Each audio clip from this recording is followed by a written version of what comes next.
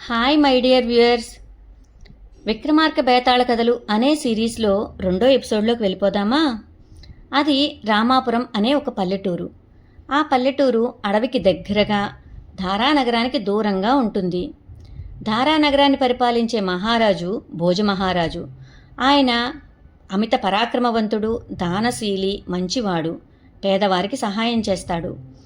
ఈ భోజరాజు గత జన్మలో పేద బ్రాహ్మణుడై త్రివేణి సంగమంలో ఆత్మహత్య చేసుకున్నాడు. ఆ పేద బ్రాహ్మణుడే ఈ జన్మలో భోజరాజుగా జన్మించాడు. ఇక అసలు విషయానికి వస్తే, రామాపురంలో రాము అనే 10 సంవత్సరాల అబ్బాయి ఉన్నాడు. ఆ అబ్బాయి ఇంటి ముందర ఆరు బయట మంచం మీద పడుకున్నాడు. అది సూర్యాస్తమయ సమయం.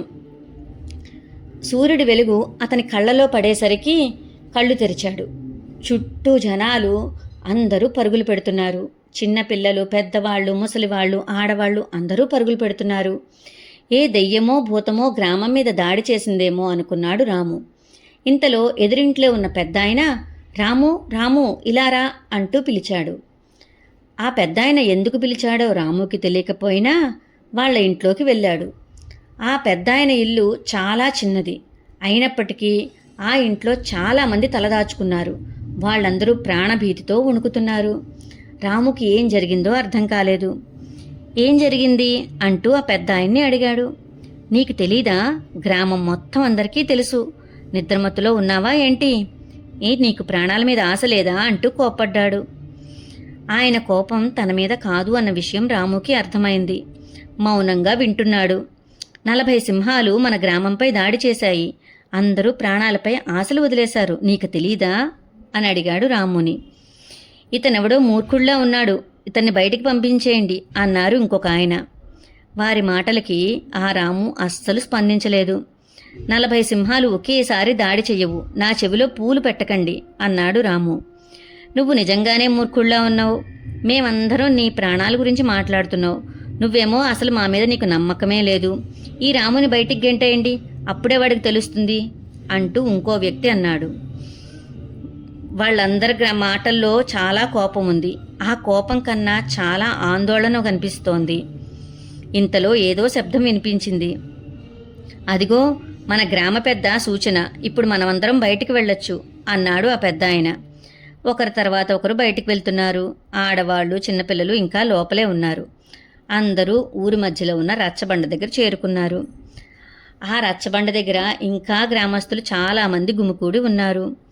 అరుపులు, కేకలతో సందడిగా ఉంది ఆ రచ్చబండ. తమకి వచ్చిన సమస్య గురించి చర్చించుకుంటున్నారు అందరూ. రాము శ్రద్ధగా విన్నాడు. క్రూర మృగాల సంఖ్య 200కి చేరుకుంది అంటూ గ్రామ పెద్ద కంఠం గంభీరంగా వినిపించింది. ఆ మాటకి అందరూ నిశ్శబ్దమయ్యారు. ఈసారి 40 మాత్రమే దాడి చేశాయి అంటూ గ్రామ పెద్ద తమ సమస్యను వివరించడం ప్రారంభించాడు. అందరూ శ్రద్ధగా వింటున్నారు. ఈ రాము అందర్నీ చూస్తున్నాడు. ఓ చెట్టు కింద చాలామంది గ్రామీణులు గాయాలతో కనిపించారు. కొంతమంది కట్లు కట్టుకుంటున్నారు. వీటన్నింటినీ ఎదిరించడం మన వల్ల అయ్యే పని కాదు. ఇప్పటికే చాలా నష్టం వచ్చింది. ఎందరో ప్రాణాలు పోయారు అంటూ గ్రామ పెద్ద మాటలకి అందరూ తలలు ఊపారు. ఇప్పుడు మన సమస్యకి పరిష్కారం ఏంటి అని ఒక గ్రామీణుడు ఊరి పెద్దని అడిగాడు. ఇప్పుడు మనకి వచ్చిన ఈ సమస్యకి పరిష్కారం మనం మన మహారాజు గారిని కలవడమే. ఎందుకంటే భోజరాజు గారికి వేట అంటే చాలా ఇష్టం. ఆయన మనకు సహాయం చేస్తారేమో అడిగి చూద్దాం అంటూ గ్రామ పూజారి సూచించాడు. ఆయన మాట అందరికీ నచ్చింది. మీ ఆలోచన చాలా బాగుంది. మహారాజు గారు పెద్ద సైన్యంతో కదిలి వస్తే తప్ప మన ఈ సమస్యకి పరిష్కారం లభించదు అంటూ ముక్తకంఠంతో గ్రామస్తులందరూ చెప్పారు. మన గ్రామం అడవికి దగ్గరగా మారుమూల ప్రాంతంలో ఉంది కదా, మనం వెళ్ళడిగితే మహారాజు గారు సహాయం చేస్తారా అంటూ తన సందేహం వ్యక్తం చేశాడు ఒక గ్రామీణుడు. భోజరాజు గురించి ఎంతో విన్నాం. ఆయన దయకలిగిన మహారాజు. ప్రజలు ఆపదలో ఉన్నారు అని తెలిస్తే తప్పకుండా సహాయం చేస్తారు మహారాజు. ఆయన గుణం ప్రపంచానికే తెలుసు.